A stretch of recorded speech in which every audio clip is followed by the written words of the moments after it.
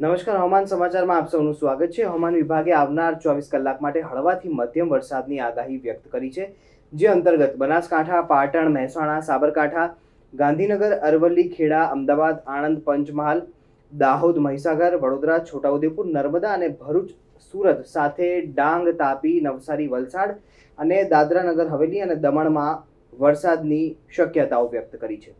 સાથે છૂટોછવાયો વરસાદ સંપૂર્ણ ગુજરાતમાં વરસી શકે છે। ખાસ કરીને સુરેન્દ્રનગર, રાજકોટ, જામનગર, પોરબંદર, જુનાગઢ, અમરેલી, ભાવનગર, મોરબી, દ્વારકા, ગીર સોમનાથ, બોટાદ, દીવ, કચ્છમાં પણ આવી શકે છે। રાજ્યમાં 24 કલાકમાં છેલ્લા 17 તાલુકામાં અડધાથી 1 ઇંચ જેટલો સામાન્ય વરસાદ વરસી ચૂક્યો છે। જુલાઈ અને ઓગસ્ટ માસમાં વરસાદની અનિયમિતતાને કારણે 13 જિલ્લામાં 20%થી વધુ ઘટ નોંધાઈ છે। તેમાં સુરેન્દ્રનગરમાં સૌથી વધુ 70% ઘટ છે, તો દાહોદ, અરવલ્લી, મહીસાગર અને બોટાદ જિલ્લામાં પણ વરસાદની વ્યાપક ઘટ છે। બીજી તરફ હવામાન વિભાગે રાજ્યમાં 21 ઓગસ્ટથી ફરી વરસાદના વધુ એક રાઉન્ડની શક્યતા વ્યક્ત કરી છે।